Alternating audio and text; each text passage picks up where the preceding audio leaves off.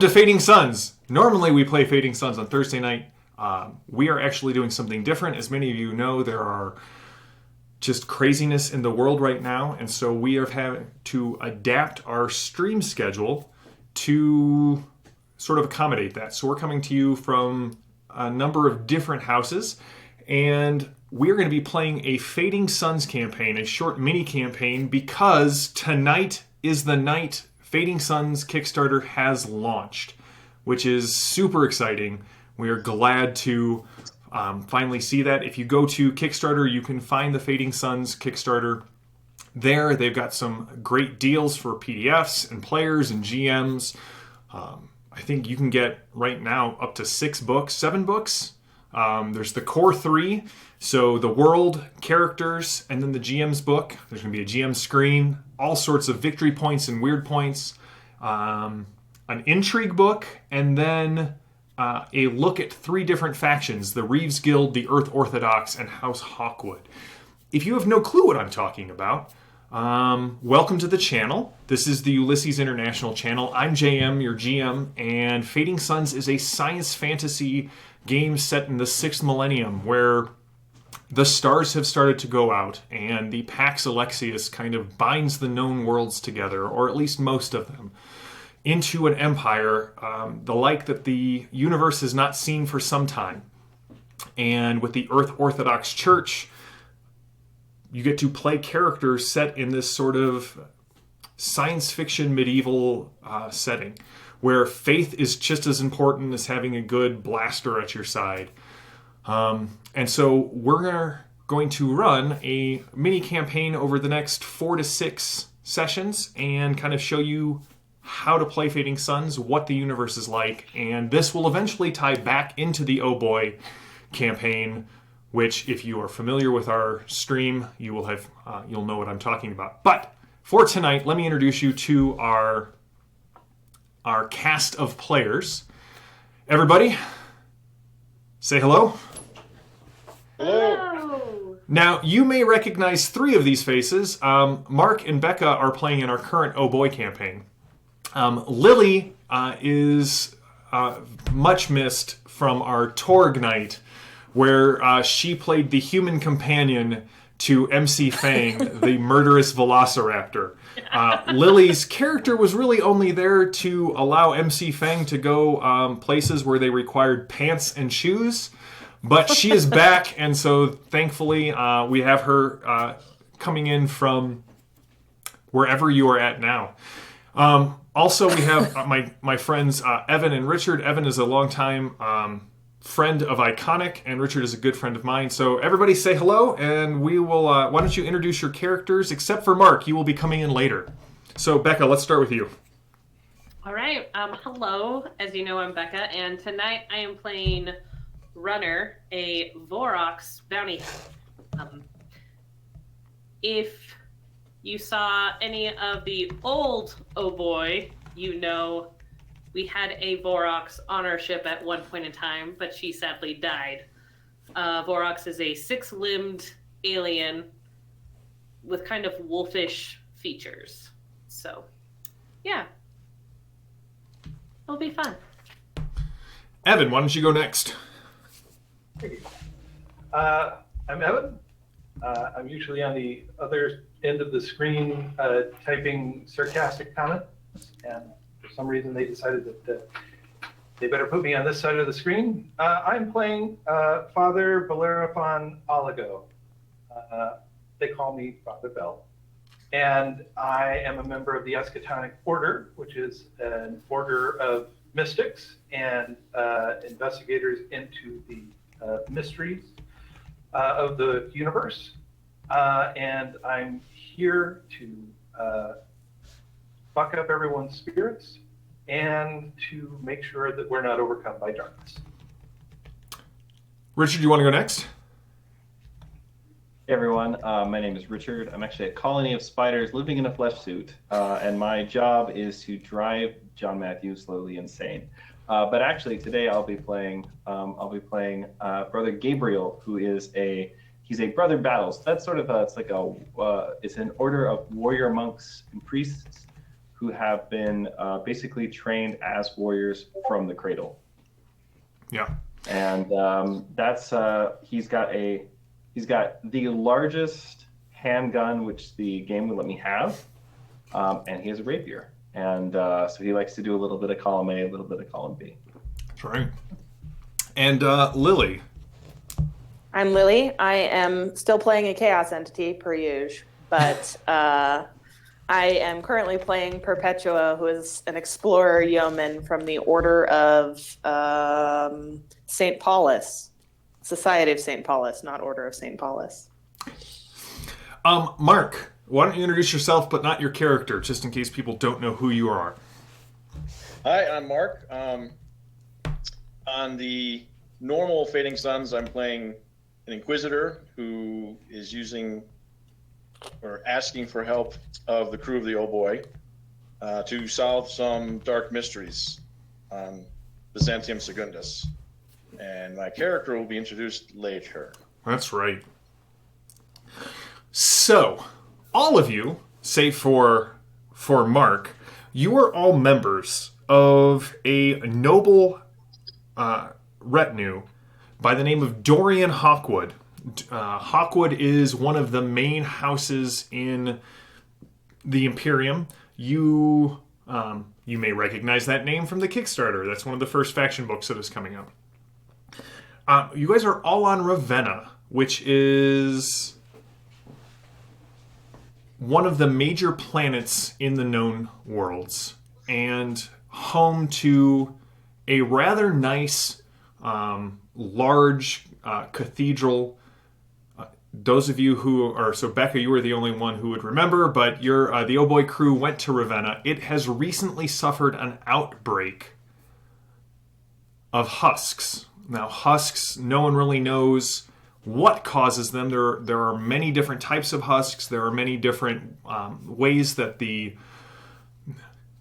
husks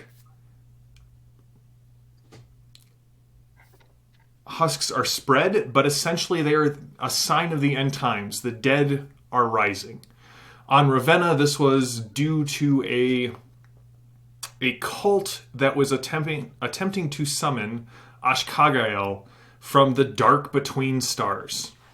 Now, Dorian Hawkwood led one of the major reliefs to Ravenna after the Husk explosion, after sort of the Gemma explosion, where she was struck by lightning multiple times.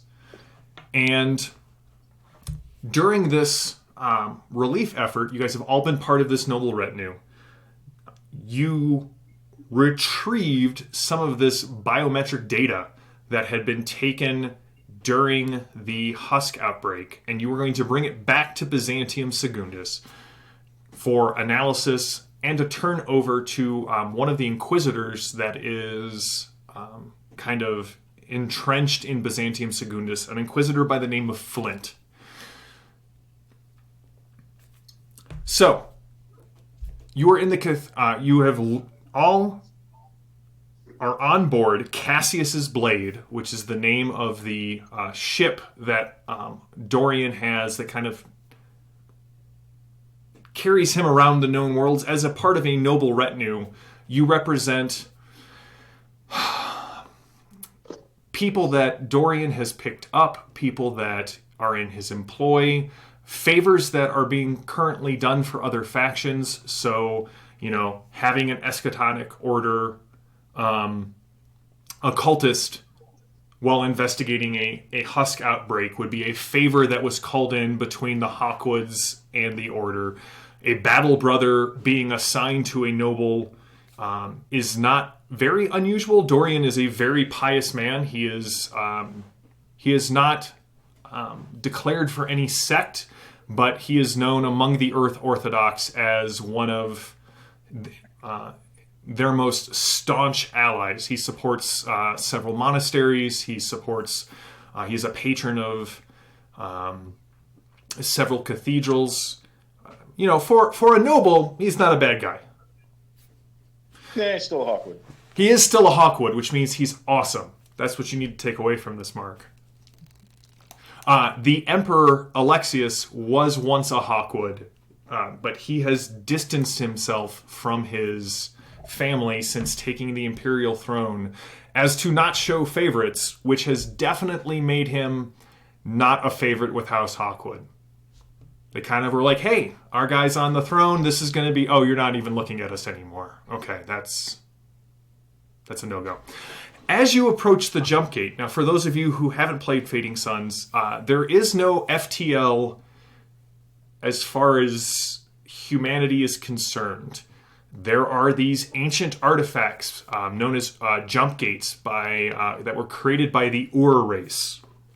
And they are guarded, some of them are actively guarded by gargoyles, which sort of sit around the ring of the jump gate.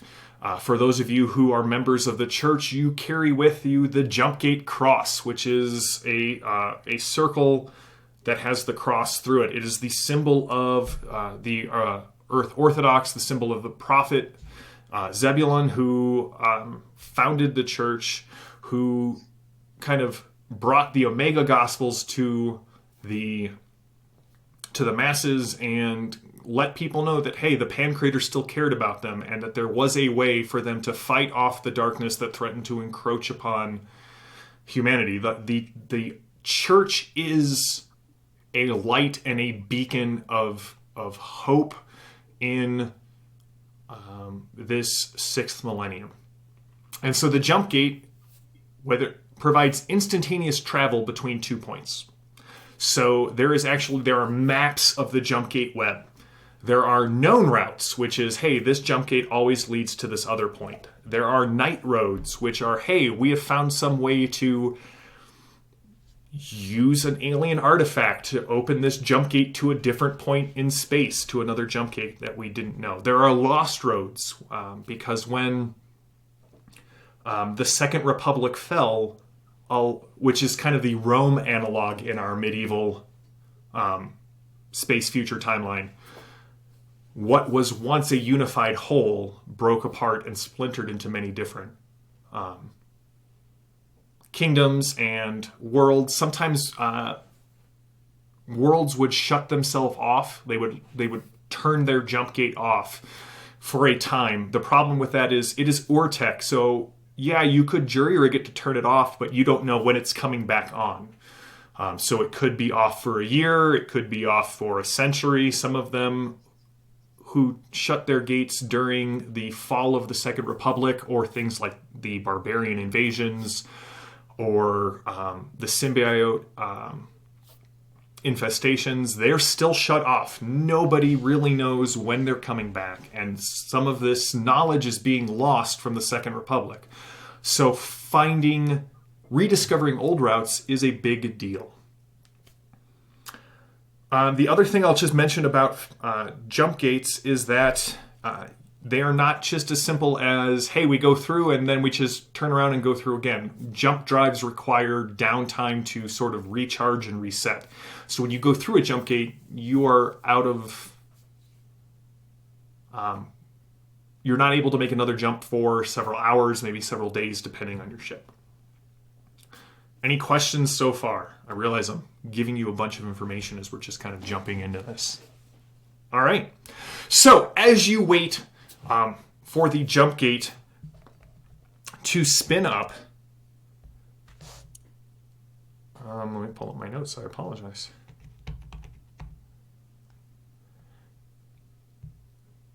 The other thing about the jump gate map, or the jump web map, is, remember, because you can't really control where a jump gate goes, there are very few direct routes. So for you guys, for example, to go from Ravenna to Byzantium Secundus, which is the capital of the Alexius's empire, it's at least 2 jumps away. So it's go through the jump gate, wait the refresh cycle, go through the jump gate again, and possibly even a 3rd time. So as you sit there in front of the jump gate, which is this massive metal ring in space, the thing starts to come online, and you can see one of the interesting effects of the jump gate is that when they open, they show the image of the other side of the jump gate from the last time it was opened. So you don't see what is currently on the other side, you see what was on the other side, and then you transition through. But as the jump gate spins up, none of you have pilot, is that correct? None of you decide to play pilots? You have a pilot of 1? All right, Runner, you're probably on the bridge. Yeah, I'm not really in charge. No, you are definitely not in charge. Save when there is a bounty, and then you're in charge. They let you out of your cage? Klaxons start to blare throughout the ship, and over the comms, you hear unidentified pirate vessel. This is the Imperial Navy. Stop or we will fire upon you. You are not registered to go through that jump gate. Your pilot kind of comes on. Guys, we've got a situation brewing out here. Everyone, hold on to something. Wrap a chair. Thank you for. Are they talking to us? Are we the unidentified pirate vessel? Not the last time I checked. Where Imperial Navy, do not fire. This is Cassius's blade. We are an authorized Imperial, and you guys feel the ship as something collides with it. There is the scraping. Star Trek cheers, everybody. That's right. Everybody, Star Trek response. We all have to together. Something hits the ship violently. All of the lights go from bright to the dark amber of emergency power, and I need everyone just to roll a d20 and tell me who gets the highest. Natural 20. So that would be Richard. This would be a good time to explain that natural 20s are always the worst roll that you can have in Fading Suns. I know. Yeah, I know. So, Richard, where in the ship would Brother Gabriel be at? How large is the ship? The ship is a small transport ship. It's fast. It's posh. So you probably each have your own crew quarters. They're not very large. Yours feels especially cramped, but that's just because you're much larger than everyone else. So right. It's got a mess. It's got crew quarters. It's got sort of like Dorian's library. He's got a hold where he's got actual books on the wall. It's kind of his. Is there a shrine? There is a shrine. That's what I was thinking. That's what I was going to ask as well. Like if there was like a small like a chapel or something. There is a chapel on this, a small shrine. There are several icons on the walls, little nooks to sort of focus on that, and the saints that are.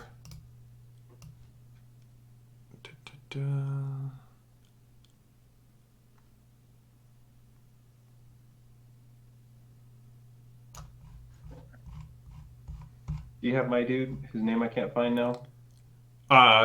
So the two saints that are currently on the wall are Saint Balana.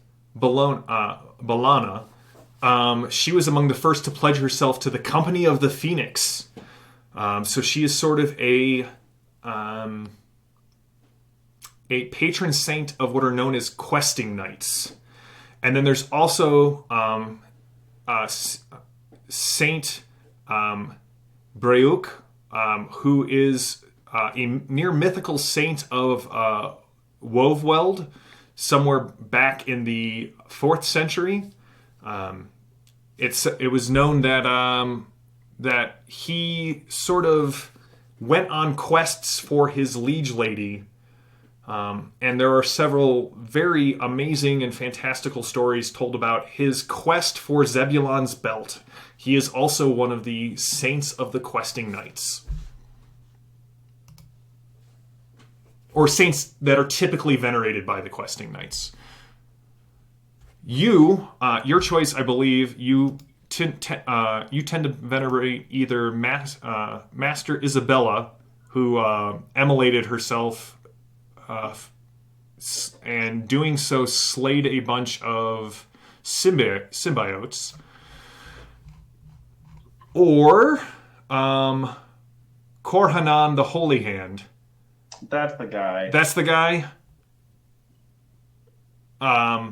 Sure. He has several. There are, in addition to the 2 questing night areas, there are 2 other ones that Dorian kind of told you that he has reserved for those who travel with him. So if you want to have kind of rearranged one of them for Korhanan, you are welcome to. Yeah. So I'll be there. I don't like jumping, so I'll just be kind of there praying quietly. All right. So you rolled a natural 20. So the other 3 of you can see whether it's out one of the windows, whether it's near where you're at near the bridge, something has definitely collided with Cassius's blade, and you can see kind of tumbling ahead of you is a small pirate frigate, and as it hits the jump gate, you can see that the jump gate, for a brief second, shifts to a myriad of colors, much like it does when it initially opens. And there is now a different image through the jump gate as your ship goes tumbling through as well. What you see, Gabriel, is that if here is where the shrine is, this is where the other ship hit. So there is a wrenching of metal, and you can see things are starting to be picked up and carried out. So what I need from you is a strength plus vigor roll. Now, for those of you who haven't rolled Fading Suns dice before, the way this works is that there's a series of characteristics and there's a series of skills, and I can pair those up really however I want. The example I like to use is most often shooting goes with dexterity when you're in short range, because shooting in short range is really about reflexes, whereas shooting in the second band is perception plus shooting. But I could have you make a wits plus shooting roll if runner is trying to figure out what type of gun that person is shooting, is using against them. So there are different ways to pair the characteristics and skills up. So you're going to add the 2 of them together. Richard, what is your total of strength plus vigor? Strong 15. Strong 15. All right. So Richard needs a 15 or less to succeed at this. I rolled a stronger 17. You rolled a stronger 17. All right. You do not go flying out into space, but you do not manage to hold on to anything. And so as you are battered around, you're going to take 3 points of vitality damage. So we're going to say that Perpetua, you are sort of next to the shrine room, and you hear. Does my armor apply to that? No. So this bypasses your armor. So your armor is normally the target number I need to wound you, if that makes sense. In this case, you just got battered around real hard. Perpetua, you can see that the decompression alarms are going off, and you can hear the sound of pinball noises coming from the shrine. High score.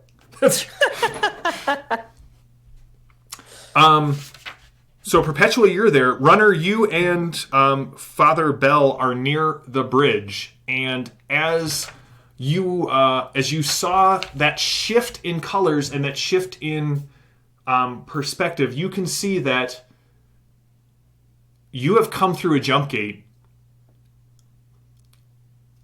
You've all been to Byzantium Secundus, so you know that gate is on the outer edge of the system. You know that there is Columbus Station right nearby, right by the asteroid field. There is a bright green planet, forests that extend through the majority of what you can see, and the pirate ship there are lights flickering, but it definitely, you can see the scores of Imperial heavy laser cannon fire that have just blown holes in the side of it.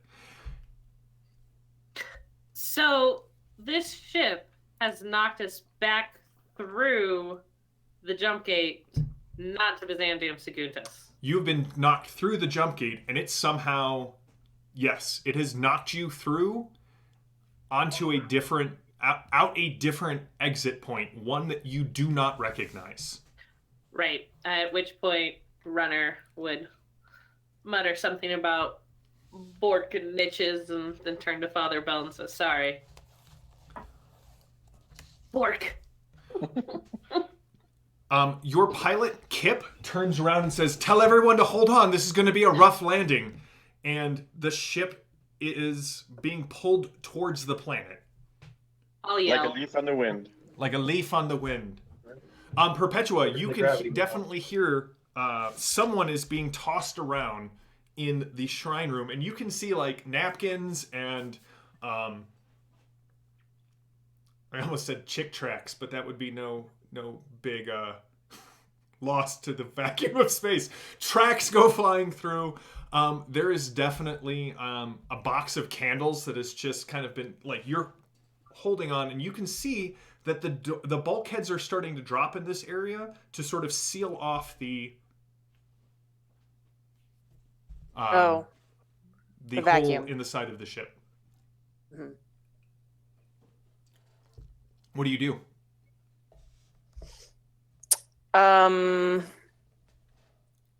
I yell to the folks on the bridge, what hit us? Some sort of Kip is like, it's definitely that pirate ship. Make sure everyone holds on. We're going in hot. We're going to have a crash landing. Did you say? Brother Gabriel, hold on. Crash? Land?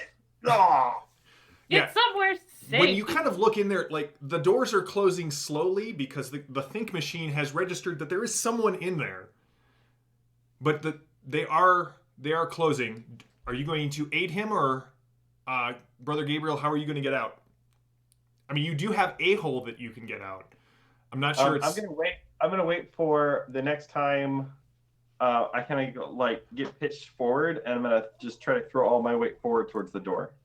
All right, give me a Dex plus survival roll, and if Perpetua wants to give me the same a Dex plus vigor roll, we'll see if she can't help you with that.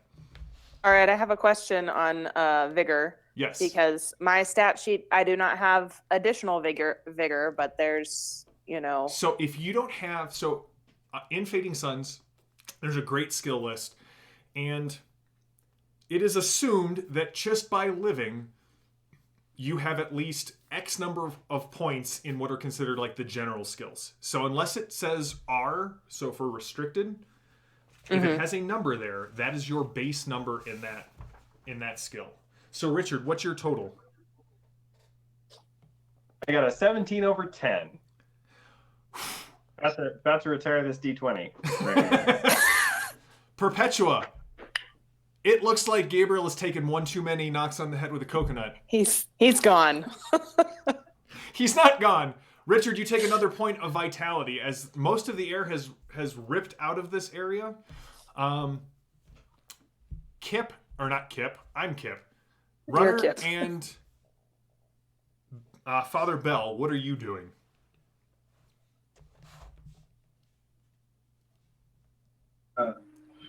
Well, the man said, brace for impact. And so, is there a place with a seatbelt, which would be nice? Oh, yeah, see, you can. Or You can totally strap yourself in. Runner, what are you doing? You see Father Bell. that is my plan. 5-point harness. Yep. 5-point harness. Yep. Good.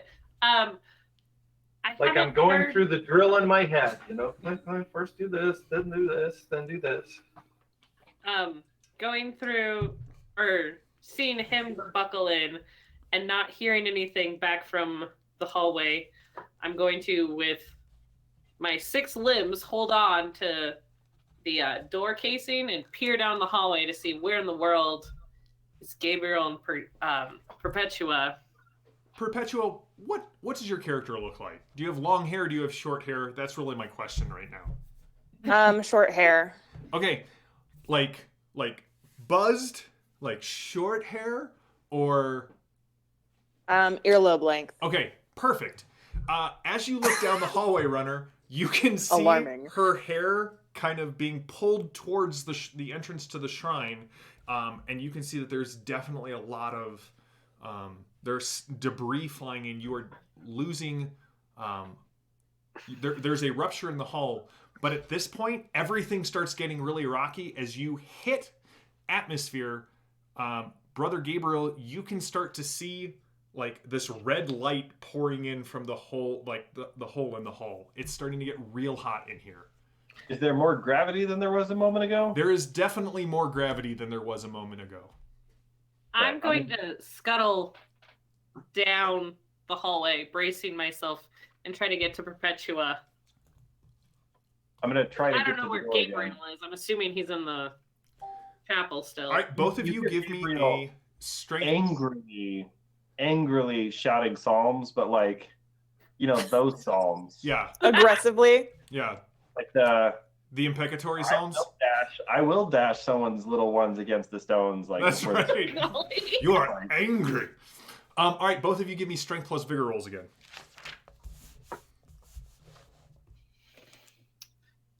Richard, you have a 75% chance. I succeed. What did you 18. get, Runner? Oh, so strength plus vigor. Yep.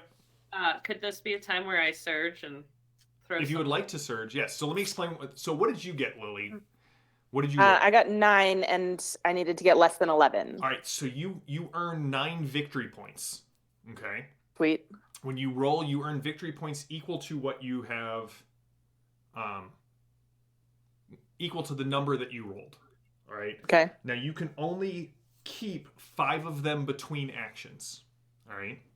I'll tell you what the resistance or the difficulty is on your roll. In this case, if you want to help get Gabriel out, it's going to cost you 6 of those 9 victory points. So would you like to spend those? Yes. All right, so you get to keep, you have 3. Gabriel, as you go bouncing around, there's just this arm that shoots out, grabs you by kind of the front of your scale mail Habit. and pulls you into the hall. So You now can bank surge if you would like. in your vault, Lily. Put 3 because you have now 3 points that you can spend later. Now, what Okay. you can spend victory points on, Lily, there are really sort of 3 things. And Becca, if there's another one that we need to do, just let me know if I'm missing one. But Okay. basically, you can spend them before you roll to increase your goal value. And what that will do is that will actually give you the ability to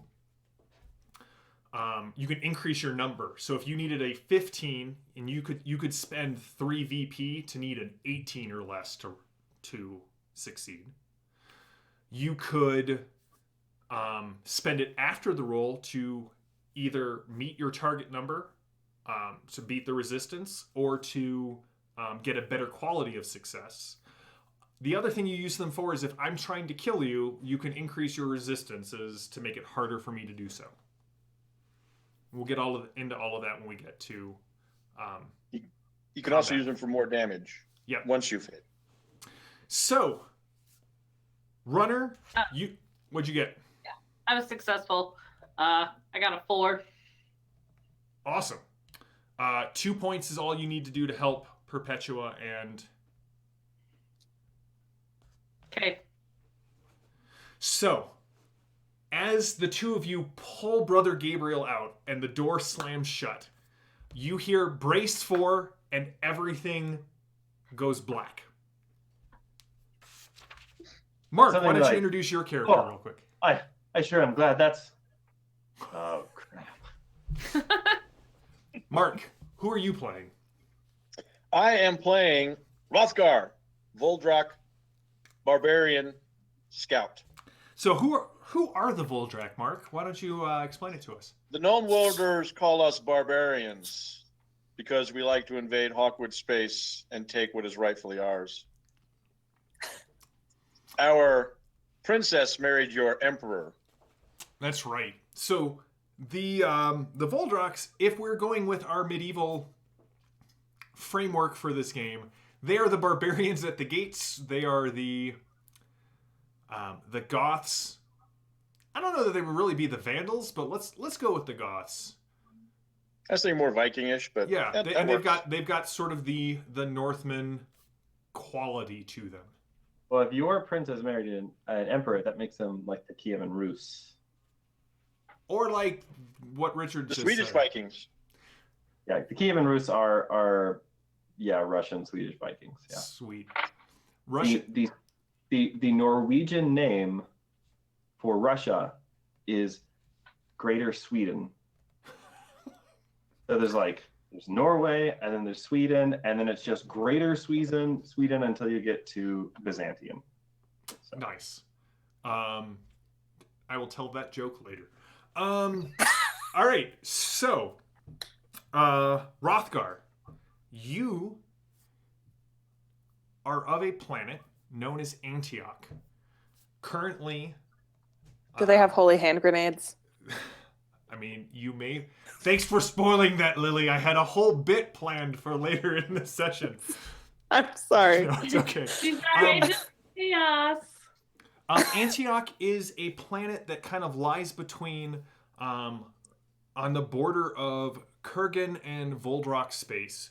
The Kurgans are another type of, another society outside of the known worlds that have their own interpretation of the prophet Zebulun. They have, if the Voldroks have more of a Greater Sweden sort of flavor to them. The Kurgan Caliphate has more of a Arabic flavor to their culture and their outlook on both faith and the known worlds. So Antioch, though, is split between these two factions. Your people have been at war with the Kurgans on this planet as long as going back to your grandfather's time. Now, Hrothgar, you are what is your calling? Scout. You're a scout. So part of the initiation of the Voldrok people when their children come of age is to head out to one of the remote shrines of basically the people that came before. They built a bunch of shrines that have kind of filtered down into your ways, your knowledge of things. Your Antioch is really ruled by a leader known as the Palindindrax. And to your mind, Hrothgar, the Palindindrax is immortal. There has always been a Palindindrax on Antioch. They have always ruled sort of over the planet and overseen the wars that kind of between your people and the Kurgans. But you, my friend, you are out on your pilgrimage for your coming of age. And you are heading to the shrine of the beautiful flame. It lies atop a mountain several days out from your village, which is far upriver from the Palindindrax's home on sort of the city that bears the name of the planet, Antioch. And you know that long ago, people came from the skies, they descended down, they created a paradise on this planet. And because of their hubris and their decadence, the gods struck this planet and severed it from paradise.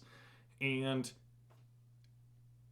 there is a prophecy that someday those people will return, having learned their lesson, and sort of bring you back into your place among the stars. So as you are ascending this mountain towards the shrine of the beautiful flame, you see something that you have not seen before. There is a great fire in the sky, blazing a trail across the clouds, and it looks like it's coming like right towards the mountain. Okay.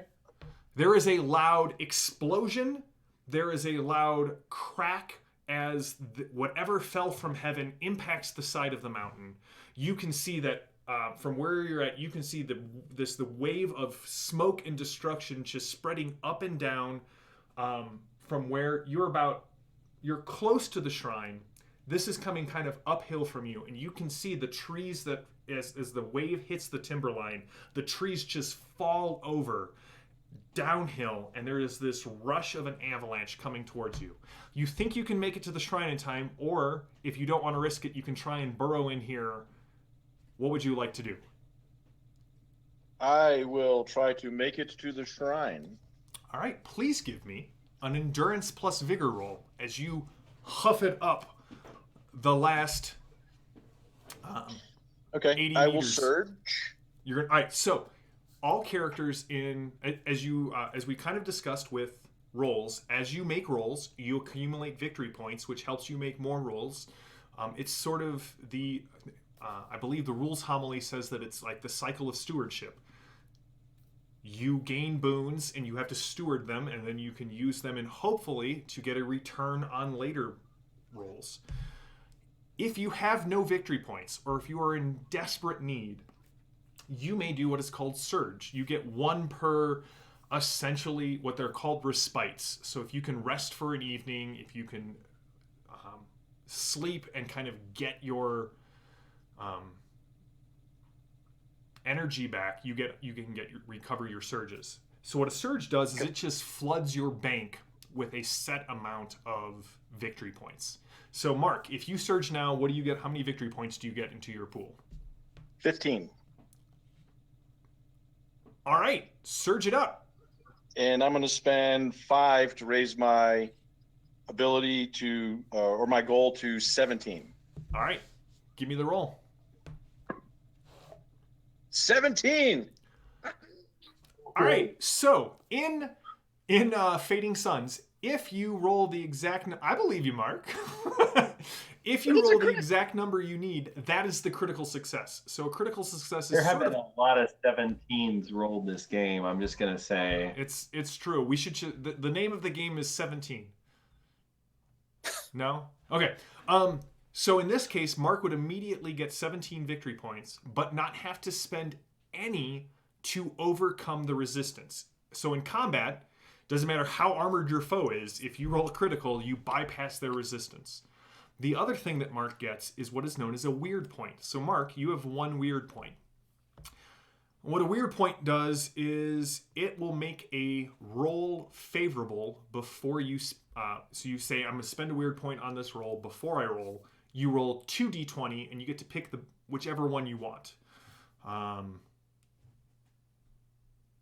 Yeah, so Mark, you get a weird point. Hrothgar, you sprint up. The roar of the mountain is sort of overwhelming. The impact, you can see there are splits in the ground in the trail. But you also notice that when one of these giant splits comes through the side of the cliff that you were standing on, it kind of hits the side of this shrine.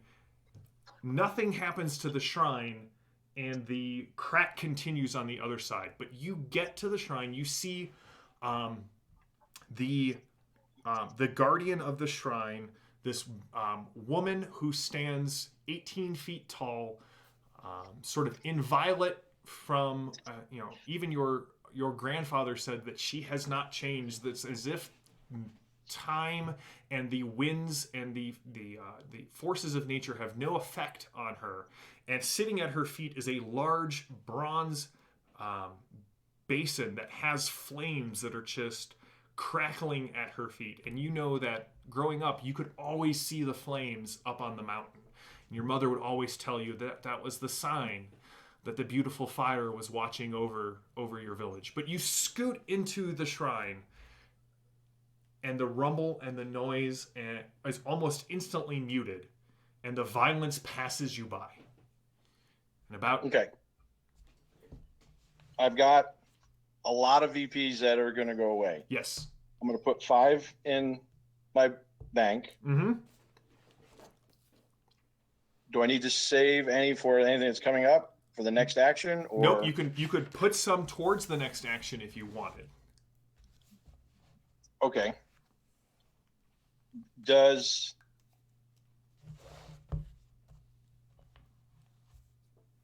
or considered a saint for my beliefs?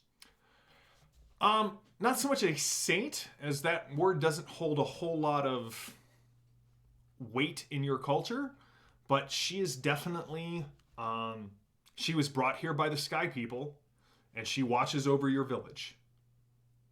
Because I was going to try to use Saint's Blessing to convert some of these extra victory points into word points. Go for it. You're welcome to do that. So, okay. I will say a quick thank you prayer to her and convert. My faith is only 3. It's limited by my faith. I have very little faith.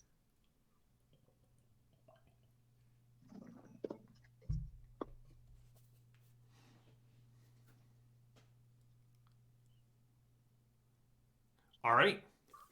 What are you going to do, Hrothgar? You definitely saw something impact higher up the mountain. It was a terrible, terrible experience to kind of both witness and it is awful in sort of that very primal and original term. It is awe-inspiring. There is a terror that has kind of gripped you. But it seems to have passed, and it's the first time you've ever seen anything fall from the heavens like this. And is there a fire, or can I see what impact? As you kind of get out of the shrine, you can see there's a lot of rubble. You can see there are trees just sort of scattered about the plaza that stood in front of this. You don't see fire, although there are several large swatches of trees that are burning. But up the mountain, you just see a large pillar of smoke. I will run as fast as I can to see what the gods have delivered. Okay. On Cassius's blade, consciousness returns first as a painful awareness of your body. Even you, Father Bell, you have this 5-point pain that kind of radiates out of the center of your chest. Lets me know I'm alive. You are, and as you kind of open your eyes, Father Bell, you can see sunlight streaming in through the cockpit. All of the glass is broken, and you do see Kip kind of lying there as a large shard of glass kind of has cut him almost in half. Judging from the pool on the floor, you've been out for a bit.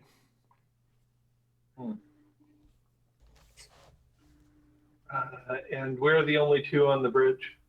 You are the only 2 on the bridge. You actually don't know where Dorian was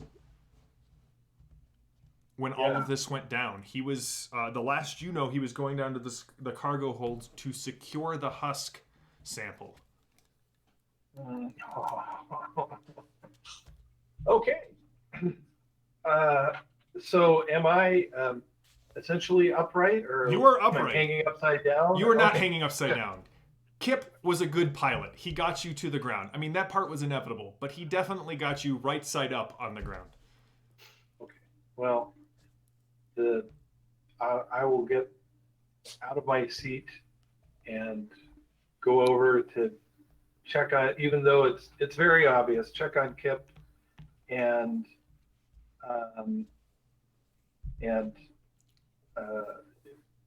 arrange him at least in a peaceful position and pray for his safe passage to the afterlife. All right.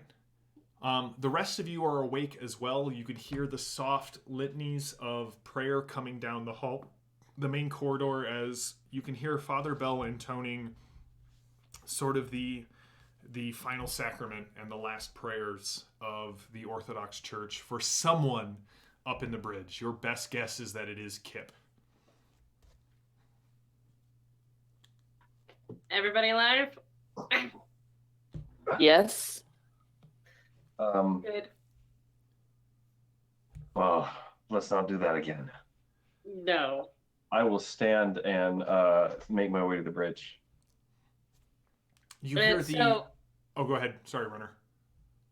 it's us four, Kip, and Dorian. So there's 6 of us on the ship. Yes, there were 6 of you on the ship. Okay. Kind of look around. Is everybody accounted for? Perpetua, you alive? Yes. Should we look for Dorian? Probably. Where was he? Did I see him when I was back by the chapel? You did not see him back by the chapel, which means he was either in his rooms, in the mess, or in the cargo area. Well, check his room first and then go down to the cargo area and see what kind of mess that's in. Perpetua, are you I going hope with we her? get paid for this still. Yes, I'm going with her. Father and brother, you are on the... I do not mean that in a... anything but a Emilio? church sort of way. You two are on the bridge with Kip. Okay. What happened? We were struck by another ship and propelled through the jump gate. No, I saw that part. Oh, okay. Well, we crashed, and when I woke up, Kip was dead. Kip got us. Kip gave his last full measure to make sure that we survived. Oh, He was a good friend, may his soul repose with the righteous. indeed. Where have we landed? Do you know? I do not know. You Yeah, guys may any- give me a perception plus interface roll if you want to try Yeah. and sort of intuit where you're at. That's what I was going to ask. I could check the navigational Mm-hmm. interface. I'm good at this. You said perception. I did say perception. Do you want to surge, Richard? Did you get new D20s, buddy? But I'm going to. This would be one of those great times, Mark, for that. Would you get? Oh no! Oh no! All right, I will come back to you here in a second, Richard. All of I your have dice are in not- timeout. Why are you setting the think machine on fire? This guy is Hey. out. We're Richard, not save we're that not one playing for D&D. Pathfinder, Richard. Bring this guy in. I think we need to get Richard one of those old school ones, Mark, that goes 1 Oh to my 10 gosh. and 1 to 10. This one also just came up with a natural 20 on a test roll. While you continue to narrate, John Matthew, I'm going to go find some more dice. I'll be right back. All right, sounds good. Father Gabriel, what did you get? Or sorry, Father Bell.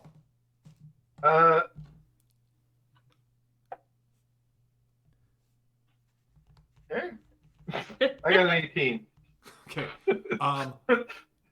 This About This all wasn't you're it. able to pick up the Apocrypha. is that it's searching for known known world coordinate points, error, none found in range. And you know that if you're in the known world jump web, it should tell you where you're at. You are definitely off the here be dragons, You're Father Bell. Here be dragons. Yeah. Perpetua and Runner, you went to Dorian's room. Okay. Yes. Do we The find him? The door has been knocked open by the impact, and you can see that on the inside there is a large It is the size of any two of your quarters sort of put together. Runner, you feel the same way that Brother Gabriel does, in the fact that these quarters are really small, because you're a giant six-armed, Yes. lupinoid. I think I'm like 8 feet or something like that. Right. I'm tall. Or long. Whatever. He does not seem to be in here. It looks as if this whole area has been... the impact kind of knocked all the drawers open, the closets, all of the holding areas have kind of spilled out onto the floor, and you can see much of Dorian's personal effects just kind of scattered about the room. Underwear everywhere. Sure. Perpetua, why are you looking at that? That's right. What's that under there, Perpetua? Underwear. That's right. We're so funny. We are. I really love this human language joking stuff. Comedy gold. But he does not seem to be in here. Okay, so is the mess nearby or the entrance to... The mess is nearby. As you kind of head down that way, you don't actually see him in there either. I mean, presumably if he were awake, he would be swearing, so... Heading to the cargo hold. Yep. All right, you go to the cargo hold and it... What do you mean, like? And this is me talking to. The No, door. I get it. The control panel says locked. Okay. Unlock. Enter Hawkwood override. Oh. Yeah, no, I can totally do this. Through the squawker. Runner, is that you? Yeah. So you're alive? Of a sorts. Everyone else Okay. make it? Almost. I've seen Gabriel and Father Bell, and I heard Father Bell. Are we near? He was giving some last rite chants. Kip. So yeah, I haven't seen it yet though. I don't know. Did we make it through the gate? Did we crash into an asteroid into Columbus Station?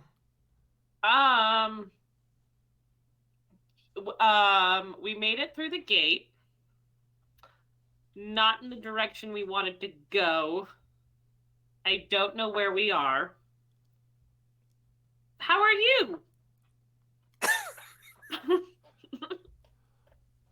I need you to do something for me, Runner. Open the door? I can do that. I will after you do what I need you to do. Oh, no. Oh, no. I need you to go to my room. I Did need you you to bring bite the Husk sample? bring my blaster pistol. Shit.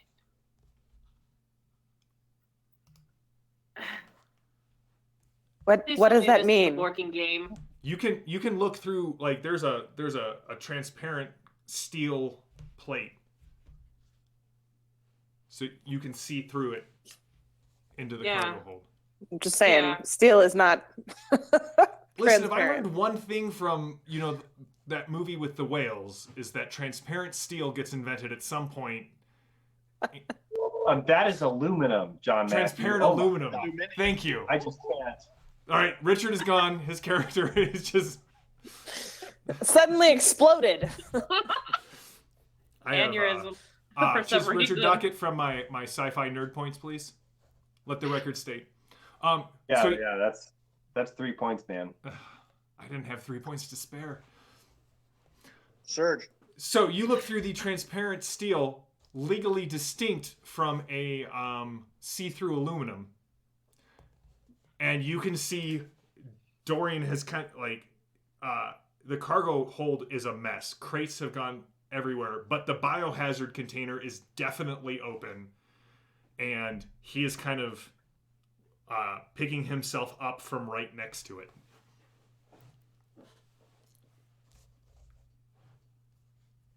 All right. Yeah, I'll get your blaster. I don't know how virulent this is, so I don't know that we want to open the doors, but if I'm infected, I don't want to go out like this. Yeah. No, I get that. Yeah, okay. Perpetua, say something to encourage him. And I'm gonna turn around and go find his blaster.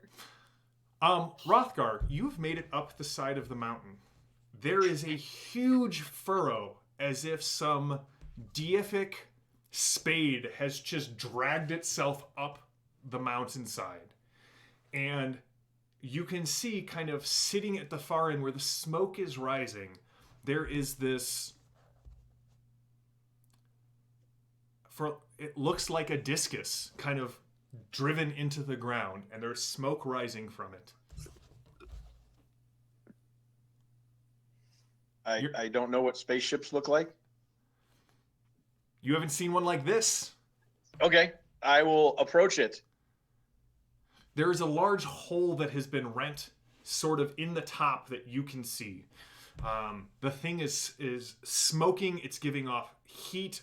Some of the ground has been turned to glass around this thing, but it does seem to be cooling off rapidly. Okay, I will approach, but I will not burn myself. Okay. Once it cools off enough that I can climb up and look into that hole, then I will try to do so.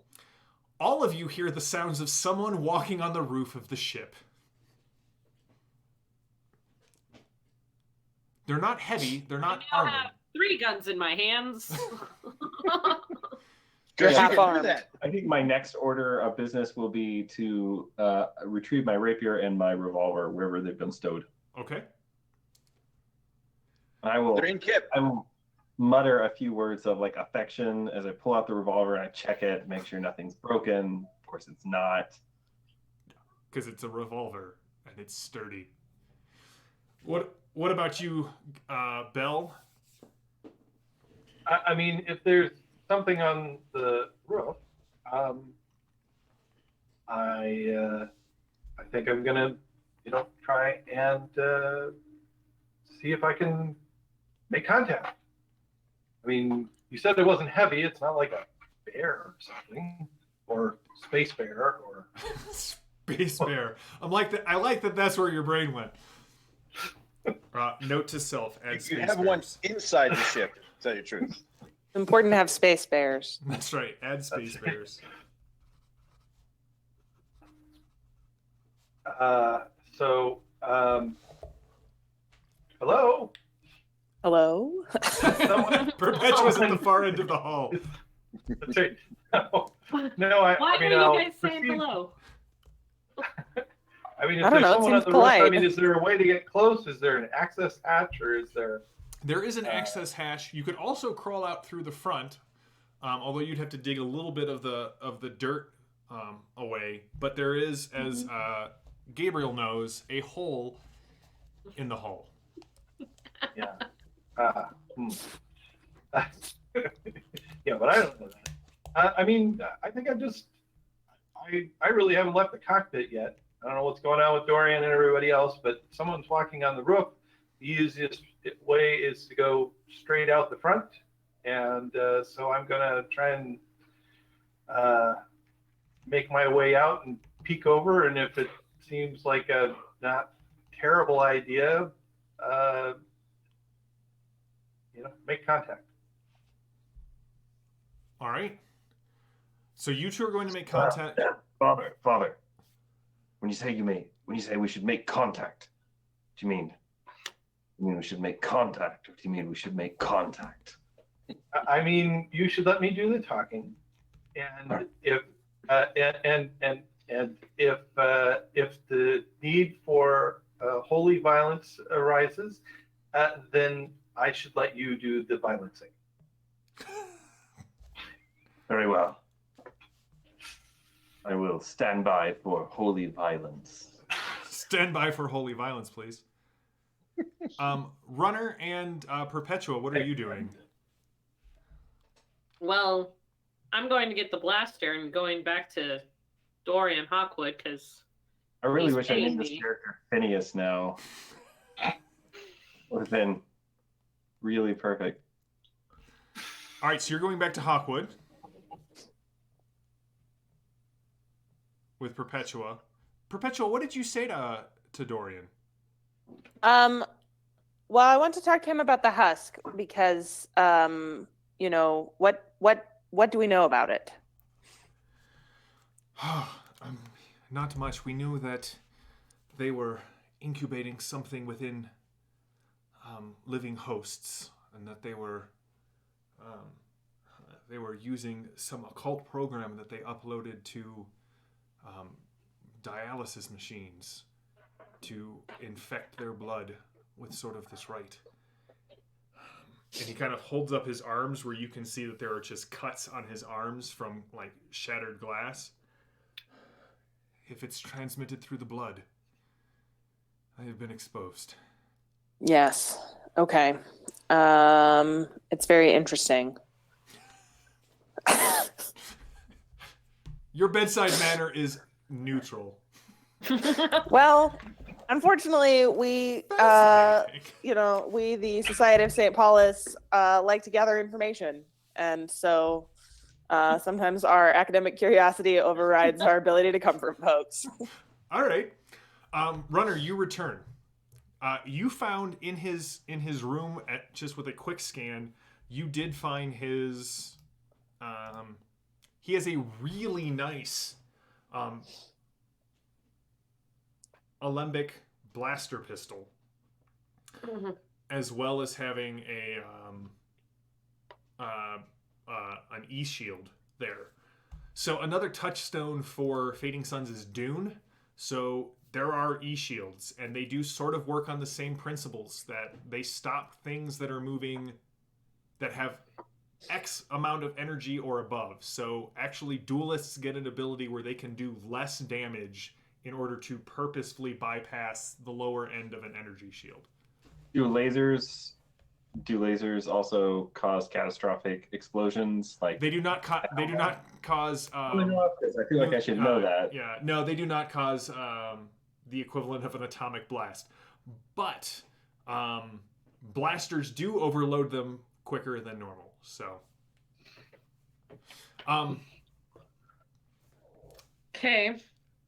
Well, I'll bring his blaster back to him. Does he also have like a journal or a log in his room? He keeps a digital log on the computer's think machine.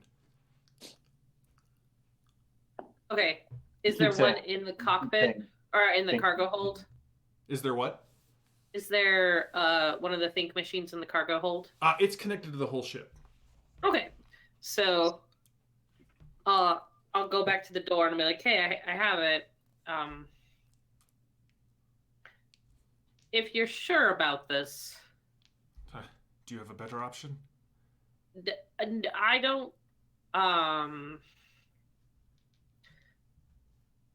I think you're great.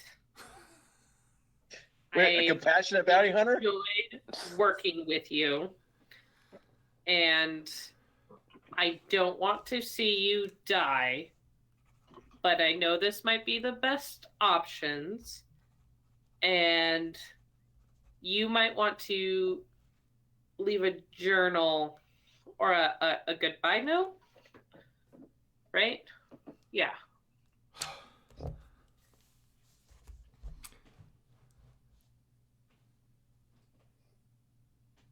I'll unlock the door. Slide the blaster in. I'll send a note with you and make sure that you're all paid up when you get back to the known worlds. I mean, that's not what I was looking for, but okay.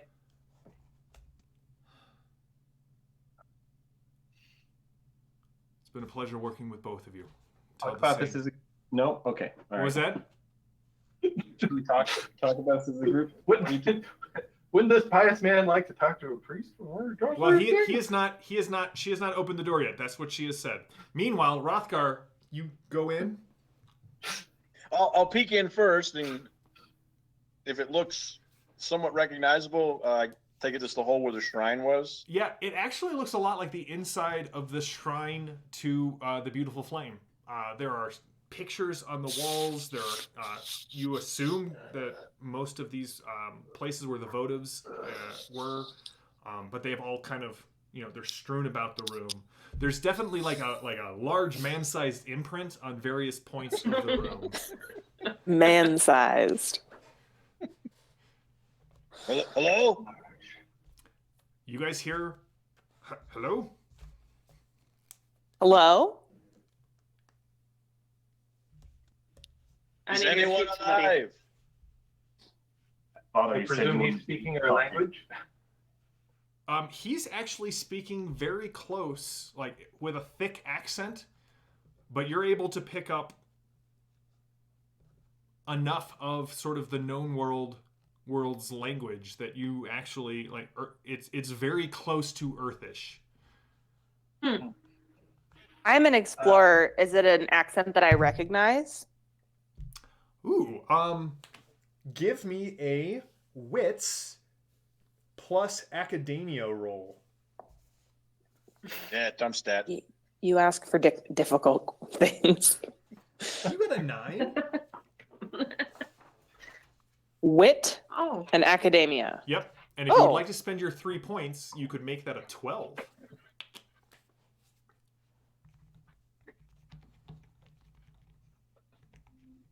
Yeah.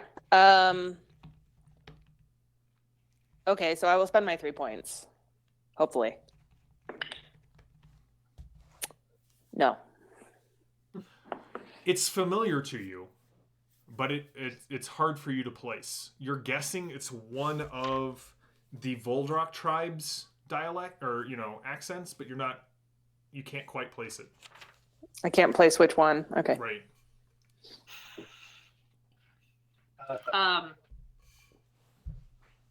Do you want to? Should I go shoot somebody who's?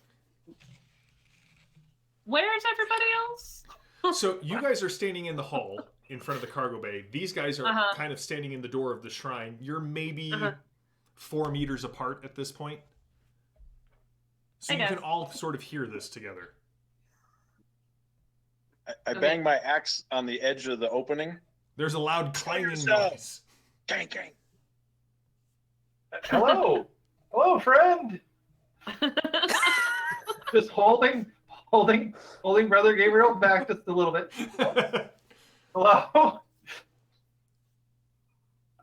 What do you look like, Father Bell, as you kind of step into the light where Hrothgar can see you?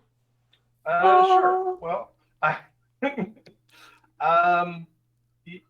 I'm just wearing a simple, like slacks. I was,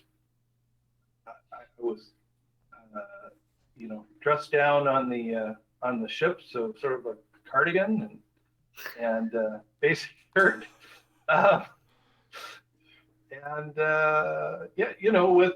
With the simple religious icons, the Jumpgate cross around my neck, and I probably, I don't know, maybe have some sort of ring or something that denotes my low status in the church at the moment. Question: do you have sweater vests? No, not Okay. sweater. No, that's Father Rogers. Okay, I'm just checking to see if it's sweater vest versus cardigan where we stand. But okay, continue on. Just cardigan, but and then All right, Hrothgar, what do you do? very. Again? What do you do, Hrothgar? Hello. Is this your vessel? Well, it belonged to our friend and employer,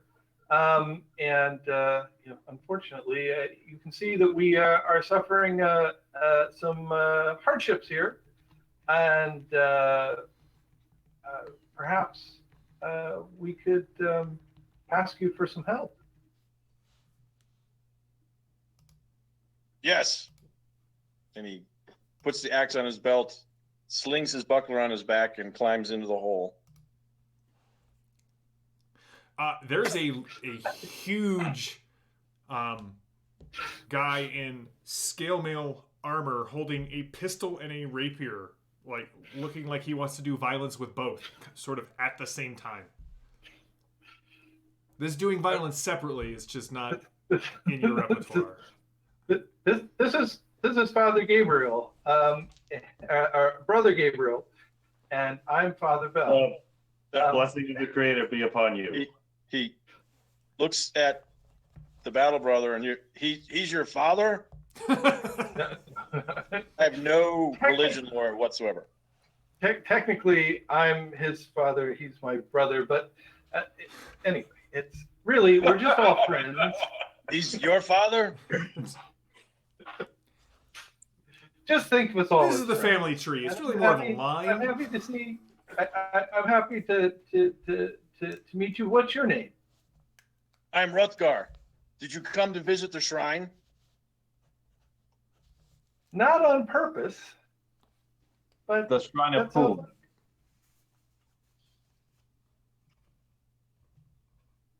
Power of notes. Shrine of the Beautiful Flame. Do I know of a Shrine of Beautiful Flame? I mean, right off the top of your head, Master Isabella did, burn beautifully as she killed a bunch of. You're not sure if that's the same one, but I,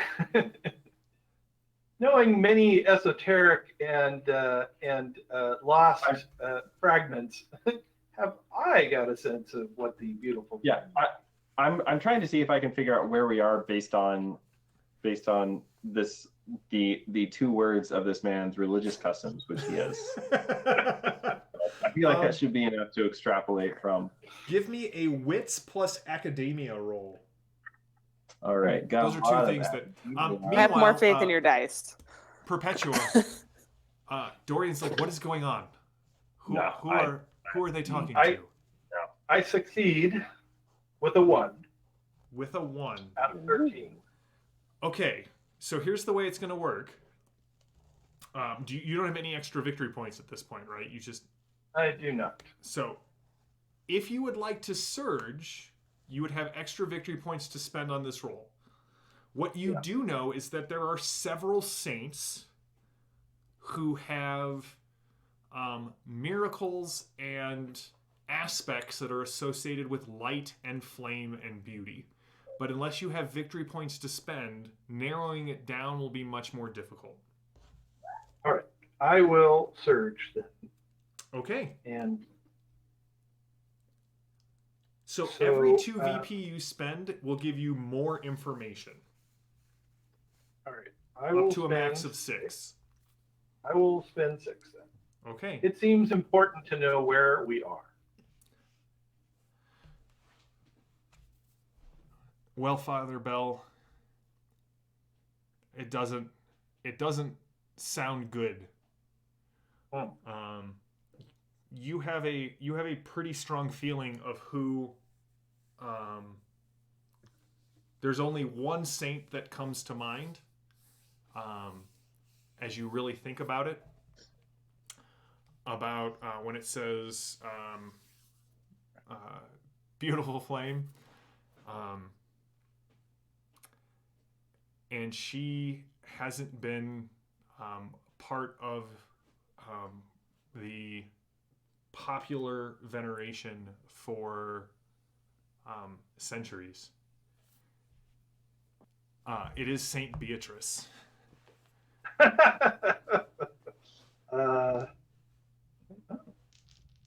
Well, intrigued. Which means that wherever you are, it has been cut off from the church for more than 1,000 years.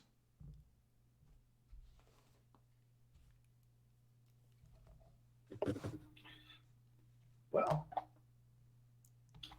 let's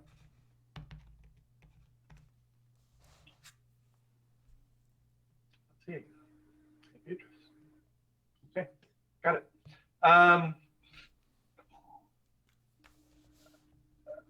I think, friend Hrothgar, we would certainly like to visit your Shrine of the Beautiful Flame, but we need to see to the. I'm afraid to say one of our friends was killed in the crash, and another of our friends seems to be in distress at the moment. Dire peril. He's in dire peril, not distress. Is he sick? Let's not alarm everybody. We're determining what exactly is the situation, and so let's not unduly panic. But I'm very glad you're here, Hrothgar. I think that we are going to need your guidance and wisdom here as someone who is native to this land, and it is very good fortune, blessing of the Pan Creator that you have come along to greet us here in our distress. Have I heard of the Pan Creator before? Okay. Not really. Pan Creator, Palindindrax, pretty close, Yeah, sure. especially with his strange accent. Perhaps you would like to talk to Brother Gabriel here. You have quite the warlike aspect, Hrothgar, with your axe and your martial attitude, and I'm sure probably Brother Gabriel would find many things in common to speak with you while I go to see to the well-being of our other crew member.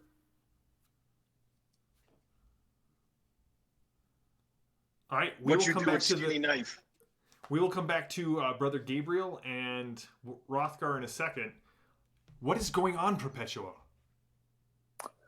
There's a stranger. He came through the chapel. Is he from Columnist Station? No, we're not at Colm Station.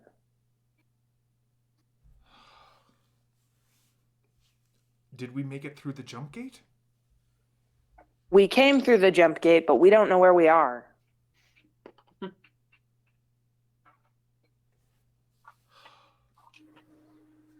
So, most likely a lost world then. That's what it seems like. Listen, I'm still the noble in charge of this retinue. We have to get word back to the Imperium of where we're at and what is going on, as well as the scans from the data that we took. You can download the data at any one of the Think Machine terminals on the bridge as long as there's power. Do we have power? Lights are on, the door's bleeping at you. Okay, true. Do what it takes. I'll do what I can. Is Father Bell, did he make it? Yes, he appears to be headed this way.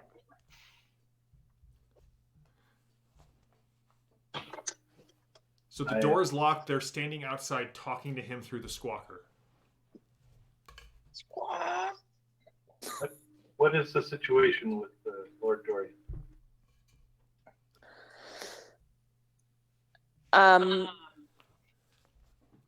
He's quarantined himself.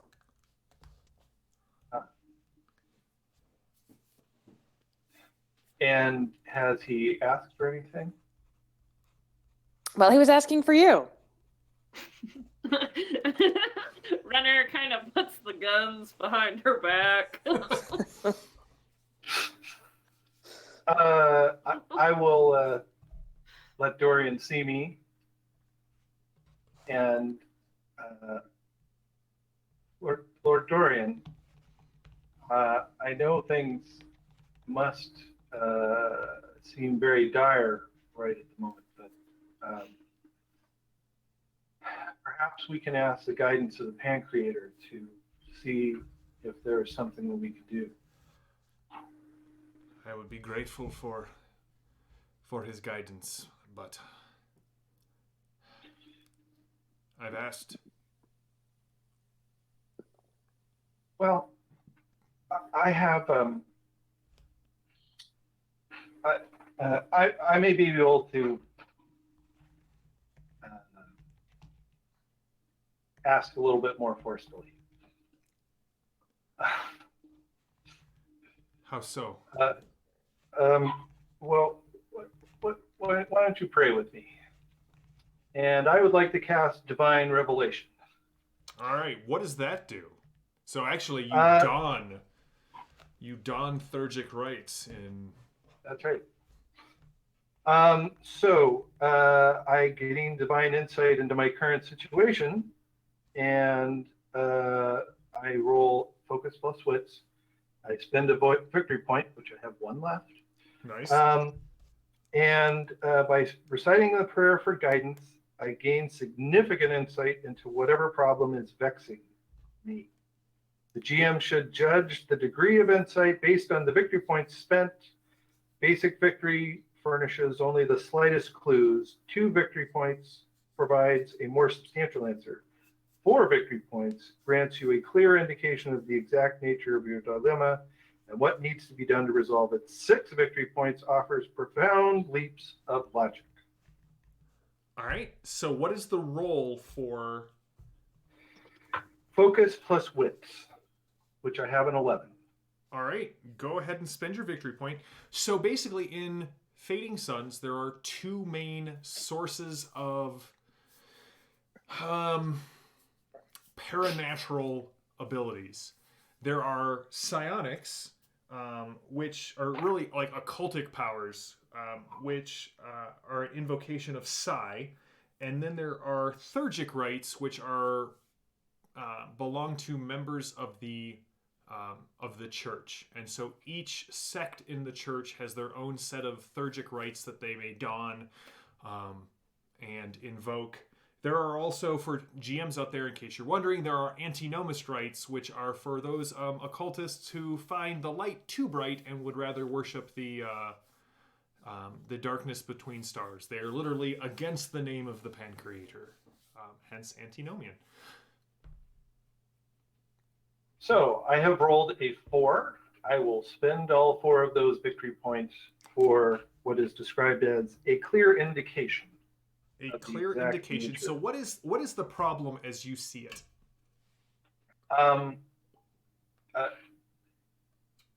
Right now, how to the best way to try to preserve Dorian's life, to either seek a cure or at least to fulfill his wishes if a cure is beyond our mortal strivings here. All right, Father Bell, as you pray, you see several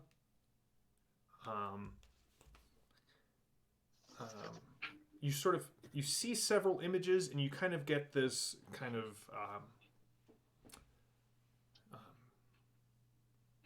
peaceful calm that sort of settles over you as you kind of feel the guidance that you so desperately were searching for kind of meet you here on this ship on this strange planet, reminding you that there is nowhere in the universe that the Pan Creator is not. And so you see sort of 3 things. You see Dorian succumbing to the Husk virus and leaping at Perpetua's throat, teeth bared. You do notice that in that vision, Dorian has several days of stubbly growth on his face. You also see Dorian praying before a large statue, venerating the statue, and not with the same amount of sort of hair, but not turning into a husk. And then sort of a chill falls on your heart, and you see a burning coffin sort of rising up out of the ground and growing to fill your entire field of vision. And that's the last thing that you see.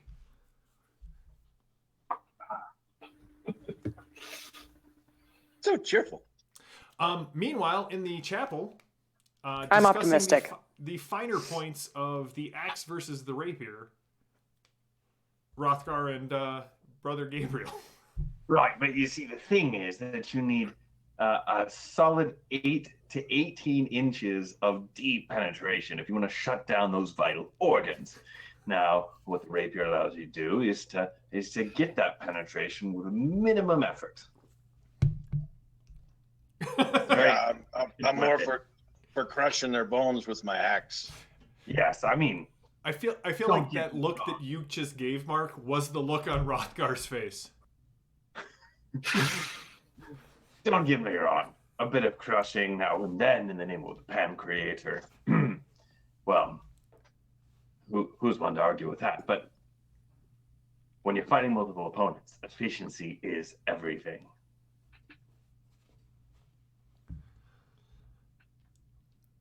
So, as you are all standing there, you kind of are all, like I said, very close to each other.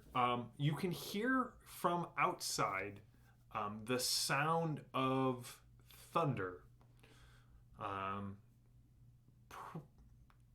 mean, It's the store. It is. You did see the storm off in the distance as you were coming up the mountain, and I mean, you got a big hole in the ceiling here in multiple spots. You know the storm's probably still about a good half hour to hour off, but the thunder's getting closer.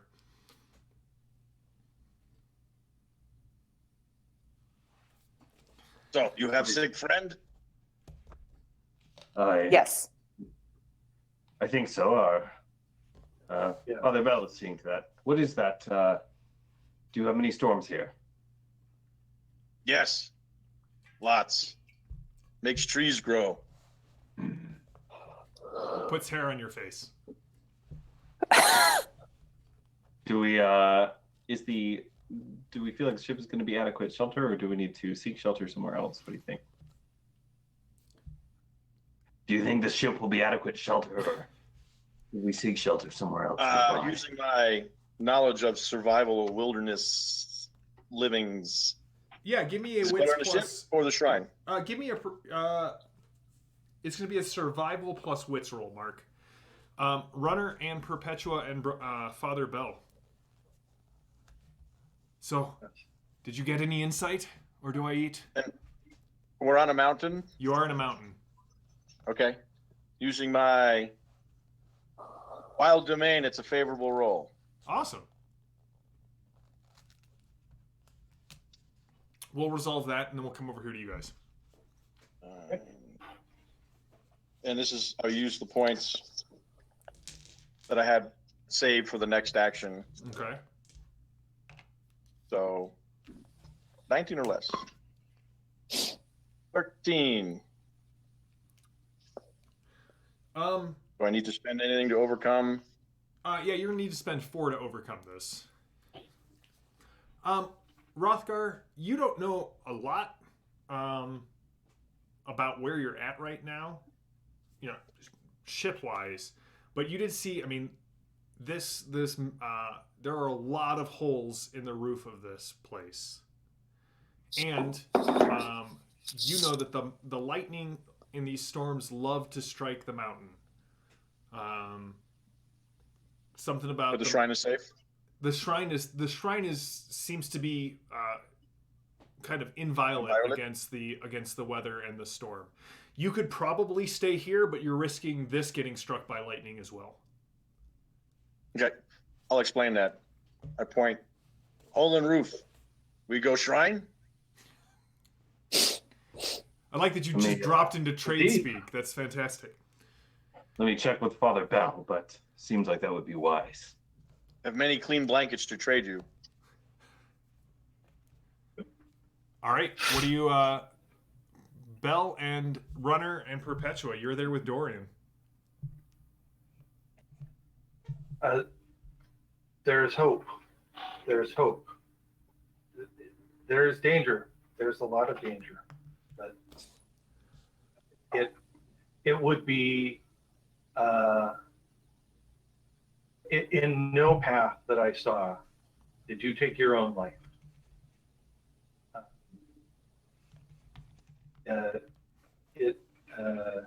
It is certainly the case that if we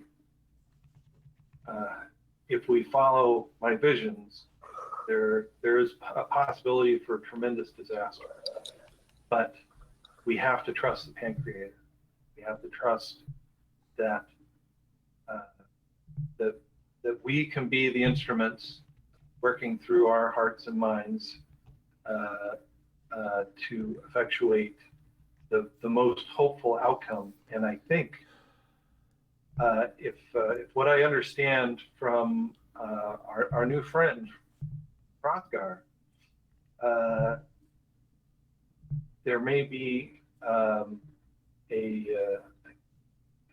key towards our salvation here. Your very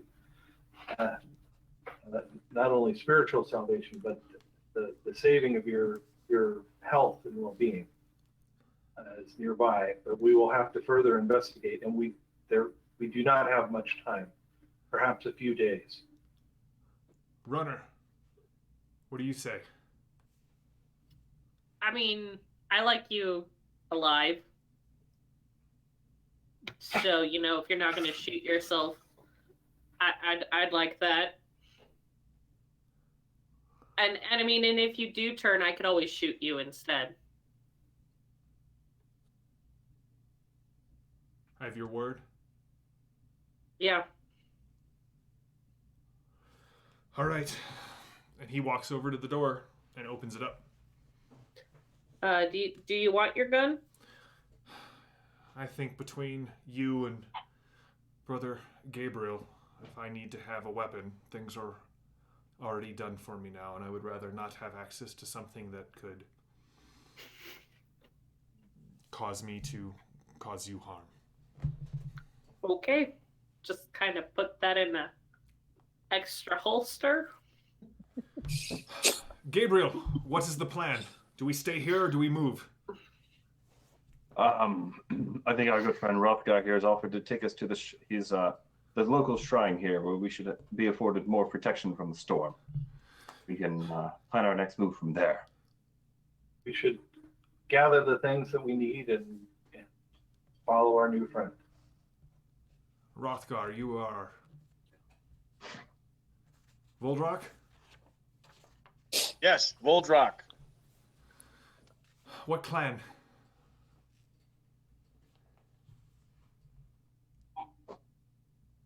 The Fire Eagle. I'm not familiar with those, but you have my thanks and the thanks of my house. All right, let's get what goods we can, and I will put Perpetua. Do you mind leading the way with Hrothgar? She is a excellent explorer. Come, he goes, climbs back out of the hole. I follow him. All right, so Perpetua, when you get out there, you are on the side of the mountain. You can see the you're at the top of a berm because you kind of hit the mountainside and then expended most of your energy heading up the hill. But below you, while there is charred, you can see the impact and the heat off the ship started a small fire in the woods. You can see the rain clouds are coming in from the east, and they've already started to. It's torrential. It's putting out whatever is burning over there. But you can see sort of the furrow, and then kind of you can see like this about 2 hours away. This arm kind of sticking out of the side of the mountain, like a statue, but you can just, it's being blocked by a hill. It takes you guys maybe 15 minutes to gather goods. I know you said that's what you wanted to do. Food, supplies, gear. Father, that sort of how many throwables should we bring? You need at least 2. One for the. We'll bring all the throwables just in case. I'm gonna roll for throughable. I have room here for extra throwables on my belt. There were 5 total. It seems that Dorian kept his primary throughable and then a spare. I'll just attach them all by chains to my belt, and so I come out and there's like a sort of tinkling, Clanging. And when you light them, incensing. Yes. They're not lit right now. I'm just. Yeah, no, I said when you light them. Yes.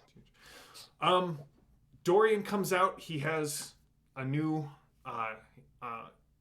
jacket on, Hawkwood symbol emblazoned sort of over his heart and left shoulder, and you can see he is belting on his e-shield.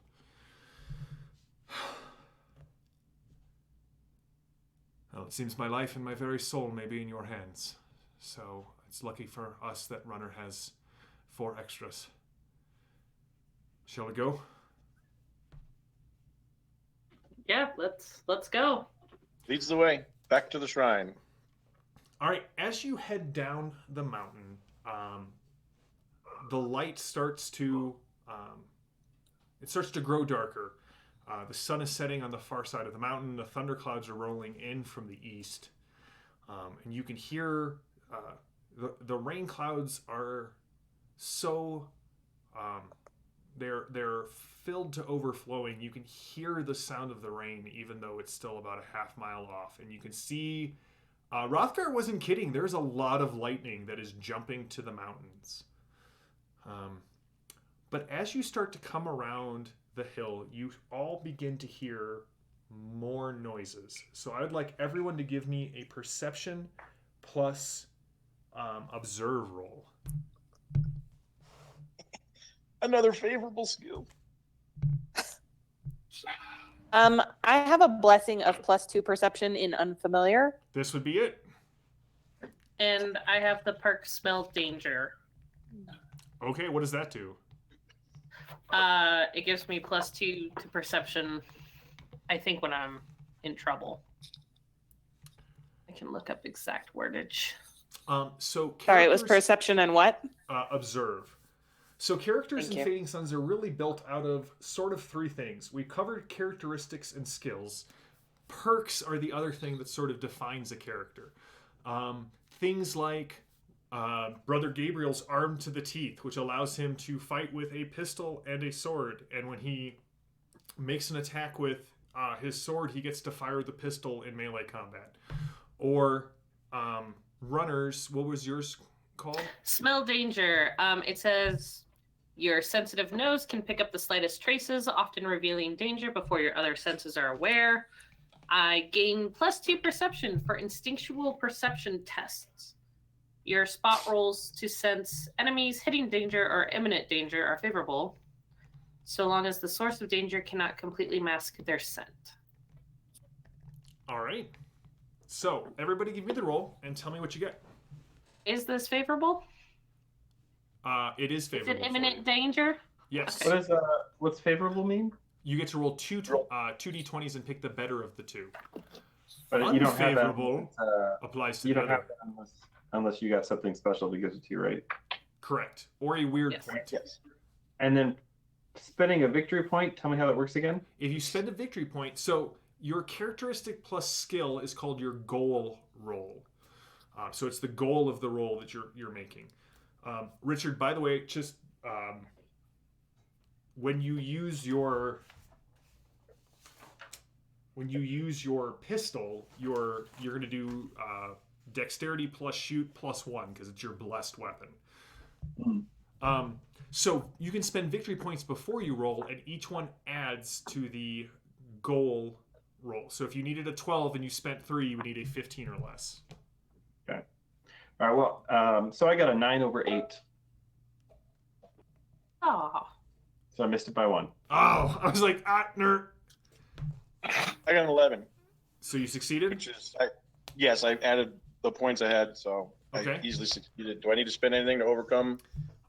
So basically, 0 will give you the same impression that everyone got, including Brother Gabriel, that there is the sound of a large group of people, sort of like the noise of people moving around near the shrine.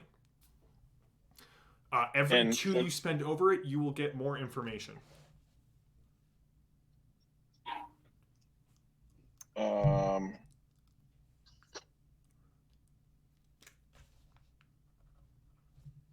I will spend 6 of my 11 and save 5 for the next action. So 3 extra pieces. 3 extra 2, 4, pieces. Yep. 6. Anybody else make it? I did.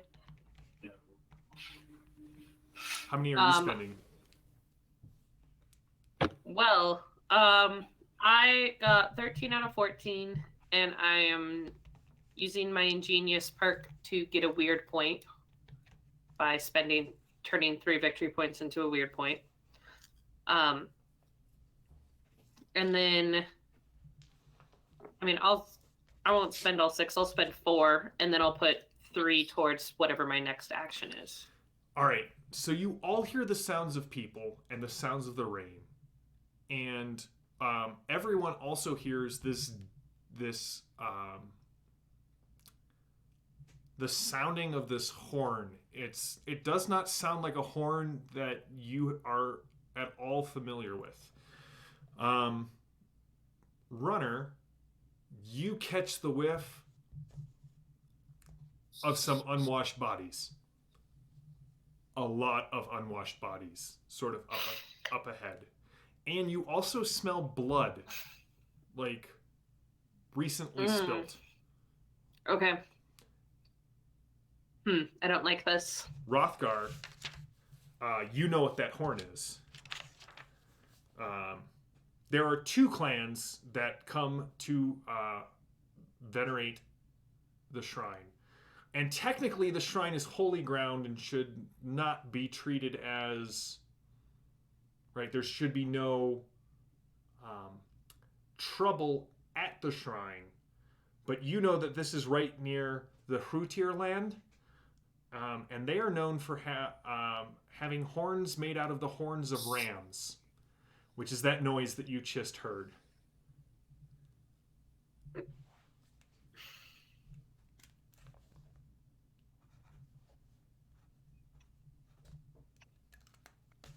Could I tell with spending 3, is it between us and the shrine? It Or is near at the shrine? It's at the shrine. Yep. And you, the Fire Eagle and the Rapier clan definitely have... Bad blood. Yeah, several blood deaths. There is several great poems about how this feud was started and how it keeps going back and forth. Right? Your grandfather killed that guy. That guy's son killed your father.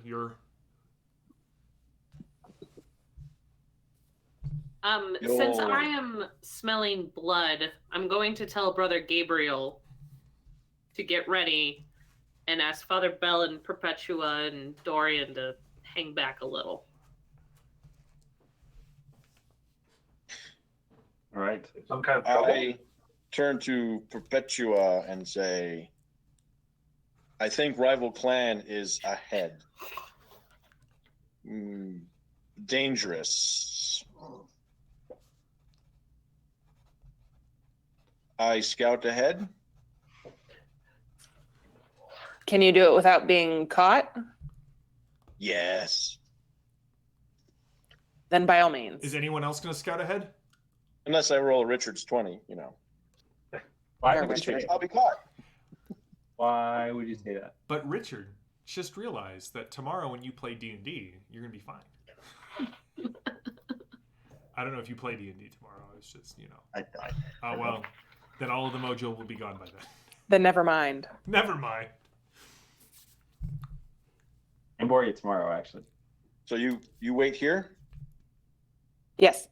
I will try to sneak forward to see who's there and how many and kind of what they're doing. I will sort of instinctively step in front of Dorian. They will sort of instinctively step behind Brother Gabriel. All right, give me the roll. Sneak and Dex.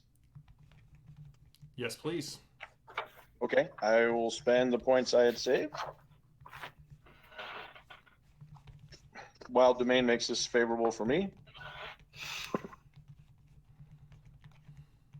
I crit with an exact 15. All right. You guys see Hrothgar sort of disappear into the leading edge of the storm. Are you going with him, Runner, or are you staying back? I kind of want to be in the in between. I don't want to get separated from my crew. Okay. But you don't quite trust me, do you? No, I wouldn't either.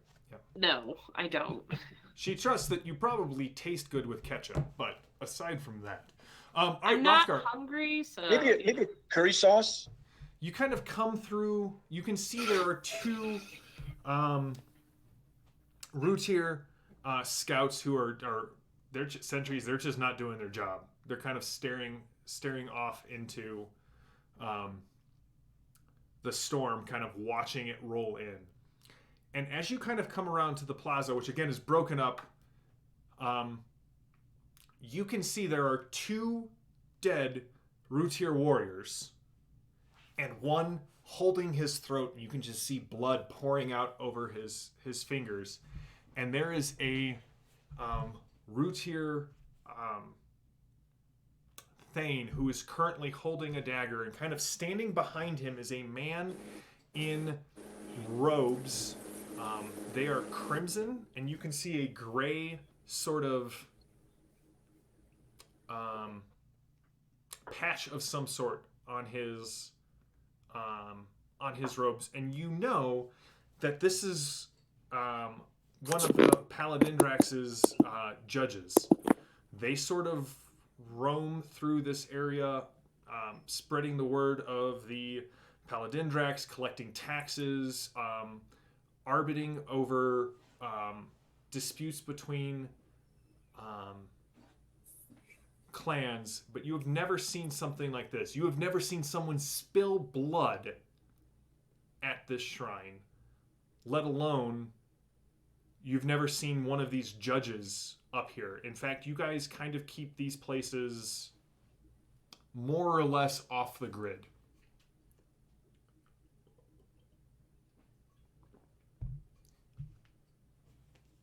Are they known to, besides collecting taxes, they're not known for executing people or having them executed? If a clan turns them over, or if it is determined that they have taken an action that is a threat to the Palindindrax's rule, they will take them away, but you've never seen them or heard of them executing someone like this, let alone watching while someone else would spill blood. Do I know how they feel about outsiders? Nope.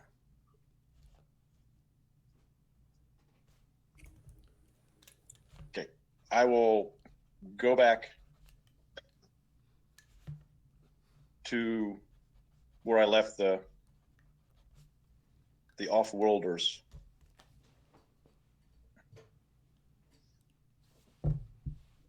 You guys see him return. So, Not safe to go to shrine now. but we need to go there because that's the safe place from the storm. Do I think I can lead them to a place here on the mountain, a cave or such? Not before the storm hits. You're already soaked, having kind of gone down there. You caught the leading edge. Brother Battle has a holy glint in his eye as he says, "Sounds like we're gonna have to fight our way into the shrine."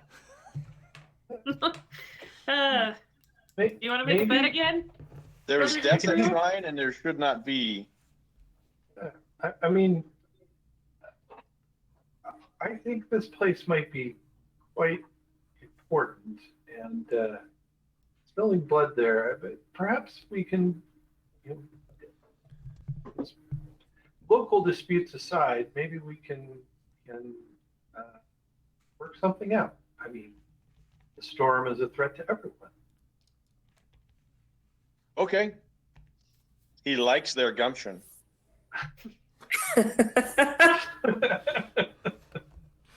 He warns him. Don't your trust, gumption has don't been trust the assessed, and Rapier. it has not been found wanting. All right, so you're going He to lead him warns to him the not to shrine? trust the other client. Yeah, I'll lead him to the shrine. All right. As you come around, how are you guys sort of heading towards this shrine? I assume from the holy glint in Gabriel's eye, he is in the 4. It seems to Capital be B. that runner is also. Are you guys in like a classic flying V? Sure. Yes. Yeah. And could we slow walk? You can slow walk. Because load behind us, just like a lightning flash, and kind of. I totally wasn't paying attention to you wanting to slow walk, so I'm a bit ahead of you. All right, runner. Just Even Sorry. Also, even with this your comes slow to a walk. fight. What are we betting this time? I mean, I've already taken most of your money. I will say that if the ship exploded at this point, none of you would look back. you can't look back. All right, as you kind of come down, the storm hits the side of the mountain. You have not seen a mountain get pummeled by lightning like this. This is sort of the province of, lightning rods or really, really tall brother battles in full armor while standing on a reception dish. Something like that.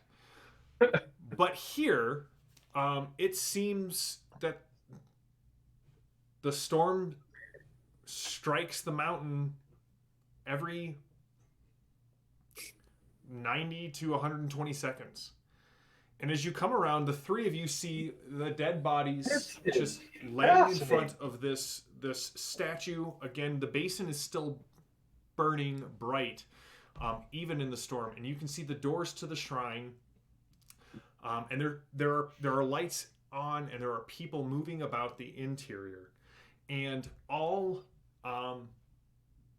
three of these bodies out here in the shrine, they're sort of laid out as if they were kneeling before the basin and then fell backwards after their throats were slit. You can see that in the rain, the wounds on their throat are causing the rain to steam and hiss as they hit. Runner. That cask of Vandarian ale I got last week. What You're is on. this bet? Who's gonna kill more? Oh, What are you going to put up? I do not approve. I know you don't approve. Are there other symbols here that would support my hypothesis that this is St. Beatrice? not on the outside, although you do see the jump gate cross sort of everywhere. This is not a shrine. Okay. This is I mean, it's built to sort of the post Second Republic standards, but it is a temple of the church. Mm.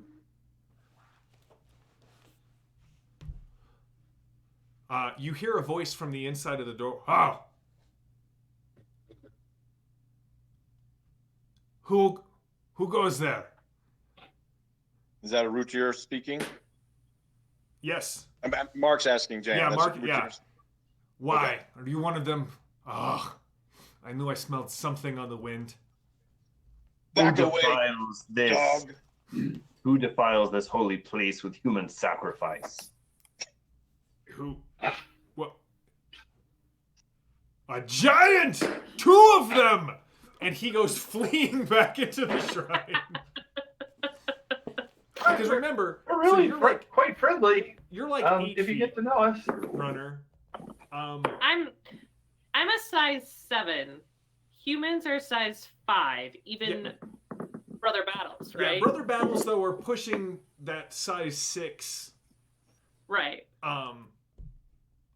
They're at the very tall end of human. Right.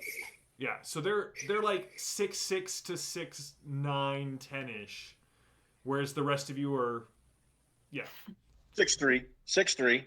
Okay. I He thought I still was has- big till I met him. Yeah. So he goes running in, and you can hear, "Where, giants, spirits of the dead!"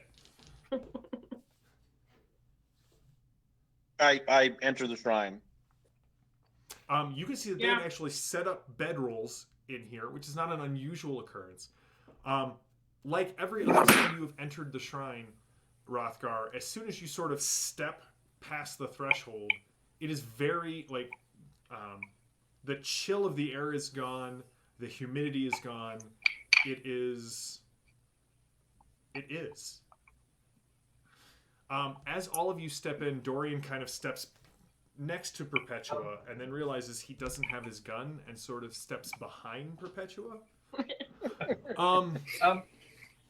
Pushing his way to the front, you can see the man in the gray robes.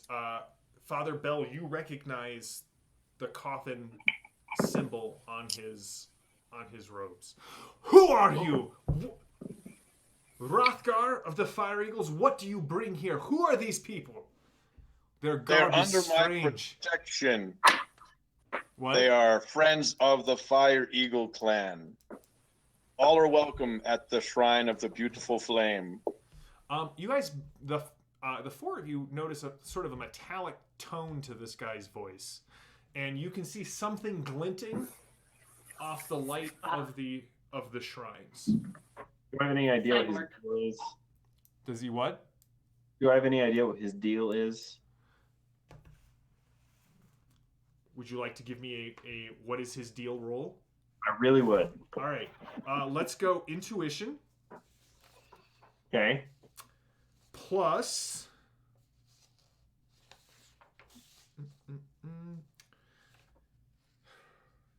So empathy would be to figure out like what his emotional state is and kind of what's going on there. Academia would be what you would roll to see if you kind of know anything about this guy's. Yeah, I'm going more for a threat assessment, so academia will be fine. If you want to do a threat assessment, I would allow you to roll intuition plus fight. All right, I'll take it. Natural one. Hey!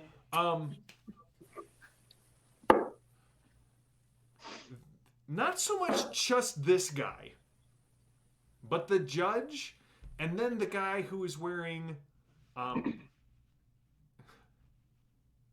was going to make a Monty Python quote. You can tell he's the leader, because he doesn't have a bunch of crap on him.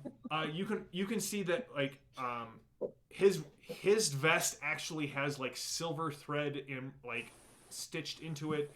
He has several small ram's horns that are part of his armor. He's the one with the helm that has the two large curling ram horns. Hrothgar, you recognize it as Svengen, the son of the Rapier clan. I mutter under my breath. Helmet counts as 3. They are. Cool. There is a look of desperation in that man's eye, Gabriel, that you recognize. That glint of somebody about to do something really stupid to cover up something they've done. The no witnesses policy. Okay. Is he the one with cutting throats? He was the one cutting the throats, yes. In fact, he's currently like cleaning his arm with a Wet wipe? with a rag. Those have all been hoarded. Washing his hands for the prescribed 20 seconds. That's right. After Human Sacrifice. Humming to himself. It's an oddly familiar tune. That's right. He can sing Happy Birthday to Saint Oprah 3 times. In the Oprah. Did you say Saint Oprah? I did say Saint Oprah. Very The giver loosely. of gifts. Listen. Another of the lost saints. Yeah, we'll get into that discussion later. He looks Wasn't like she he's about to make a. forward on The Next Generation? What'd you say? It wasn't Saint Oprah that lady in 10 Forward on The Next Generation? No, that was Okay. Saint Gynet. Yeah, he's about to do something really stupid. You can see he's kind of reaching for his sword that's Okay. belted. Cool. I'm gonna. All right, give me your shoot roll. So much for and we will diplomacy. start the next session off on Thursday night with combat. All right, so what do I add up for shoot now? It's Dex plus shoot plus 1 because you're using your blessed revolver. And any victory points you want to add to make it better. I'm gonna add. Let's see. So I've got 5 victory points right now, or do I? How many do I have? How many do Like you have left over? I haven't used any, but it says my capacity is 5. So that's, you can save up to 5. Oh, I see. So But I think he did save 5. I've never used victory points so far. Yeah, but so So- you start with But you 0. generated. So you have 1 from that roll that you just made. I see. So I'll add 1 to this. Okay, what's your So total? I need a 14 or better or less. I got a 2. Okay. That guy's resistance is only 2. So you spend both of them to overcome his resistance. He's just wearing leather armors. And what is the impact of your weapon? Wait. So what am I? When you say I'm spending both of So the them. way so here's how combat works in Fading Suns, and we will go over it again at the start of next session. But you make your roll to hit. If you are successful, you have to spend victory points equal to the person's resistance. So in your case, your body resistance. That's what your armor provides you. If you can't spend enough, you hit them but have no effect. If you can spend equal to their resistance, you do the impact of your weapon, which is the base damage of your weapon. I got you. And you generate victory points by. Making rolls. Okay. Yes. All right. Or I will remind everyone, you can surge at the start of combat and gain those victory points into your pool immediately. So that's 6 points of damage. Oh, that's not good for my hero. You guys all hear the crack. And as he does it, so he like starts to reach slowly for his weapon. I just say, shouldn't have done it. All hell breaks loose as men are reaching for swords. The guy in front brings up his hand in front of you, and you can see his palm starts to unfold and a glow from inside. And that's where we're going to pause for tonight. We will be back on Thursday, and we will be picking up right here. We're going to be playing the Annals of Antioch for at least 4 sessions, and we'll kind of see where this whole crazy world has gotten in 2 weeks. But thank you guys all for jumping on and playing this. This is awesome. I miss gaming with 2 of you. 3 of you, I do gaming. I don't miss you because I get to play in games with you all the time. Thanks, Becca, for making me feel awful. Fading Suns is a game from Ulysses. It is on Kickstarter right now. Go check it out. Go watch the video. There are links to our other shows as part of the Kickstarter page, which is just mind-boggling that would happen. So thank you for watching. We'll be back here on Thursday, and you can catch up on our previous shows on YouTube. Thanks for watching. And